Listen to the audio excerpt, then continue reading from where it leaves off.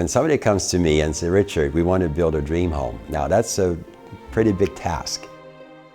When I first met Lee and Ann, I realized very quickly how refined and how sophisticated they are.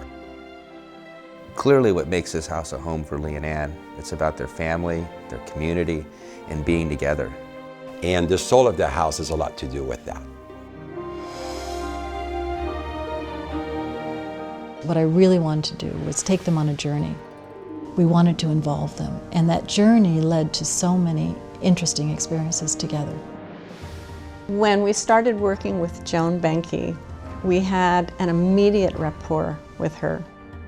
Ann and I were so fortunate to have a dream team to help us build our dream house. The conductor was Richard Landry. Richard is a creative genius.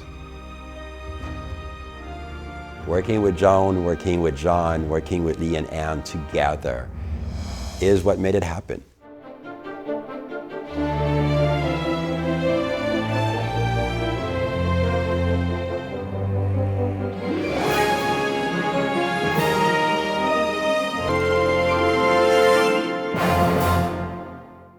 When it comes to the actual architecture of the project, what we did is the house itself has the more classical Italian level of details, very sophisticated, beautiful carving. The limestone on the outside of the building came from the Dijon region of France. So if you look closely at the limestone, you'll see that it kind of has a brown tone where they make the mustard. As you walk in through the front doors, there's this real sense of expansion. It draws you right through the house to the outside. Then you have that old rubble stone building. It looks like you're in Tuscany somewhere. And the idea behind that was to make that building look like it's always been there. The process is a layering of many different elements. It's finishes, it's fabrics, it's textures, it's lighting, it's architectural details. One of the wonderful things about working with Joan Benke is her amazing vision. Joan Benke has brought this home to a different level for Ann and I. What we wanted to do was create an interior sculptural experience, and it unfolds in a way that is full of surprises, in a sense of discovery. Joan encouraged us to break out of the traditional mold that we had been in and to explore new elements of art. In Paris, we were in the flea market and we found a Chihuly piece that is in the entranceway. In the dining room, there is a very beautiful console that was purchased in Paris. We also introduced to them an artist named Hervé van der Straten, including the one that is in the entryway. The sconces and the galleries are also Hervé van der Straten's. The coffee table in the living room. Over the fireplace is a Hans Hofmann. They collected a Chagall, and it's very meaningful to them. The design of the house incorporated Art Deco as a style. Joan was able to synthesize our love for deco and the fact that this is an Italian house. They didn't want it to be a heavy Art Deco because that's very specific, but more of a transitional one. We spend time in Italy handpicking marble. We spend time in New York looking for furniture. So when we look at these pieces now, we remember exactly where we found them. To see everything put together so beautifully, it's spectacular.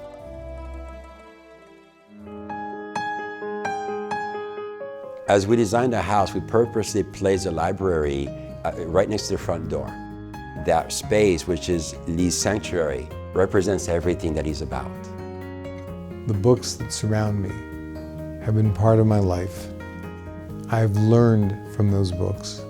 I open them often. I collect Torah adornments because as a child, I would wait for the Torah to come around the shul. I always heard the bells from the crown, and I would rush to kiss the Torah. Ann's sanctuary is the kitchen. In a Jewish home, a Jewish mother cooks. It becomes the center, it becomes the hub especially when our children and grandchildren are visiting in the summer. Although I hope they don't all come at the same time, but it's... When you're building a dream house, you tell your architect and your designer what your dreams are. Our concept of having a basement was completely changed by Richard Landry and Joan Benke. We wanted to create a downstairs area that was really different. They listened to us when we told them that we loved cruising. Joan came up with this idea of making it as if we were on a ship. When we take people down the stairs, I even joke, I say, I hope you don't get seasick. Joan took it to the next step. She connected the onboard experience to our spa. The first thing you see is an incredible mosaic, which harkens back to the turn of the century on the Riviera. One of the things we really wanted to have was a screening room, a movie theater.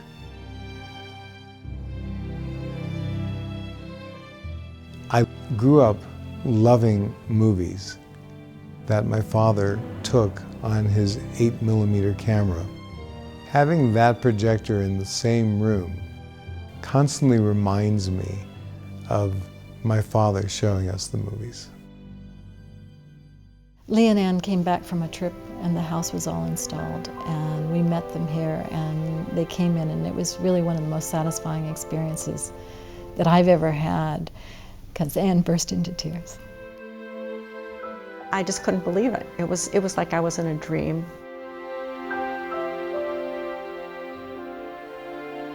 There's always a question I ask myself about these projects, and it's like, were we successful?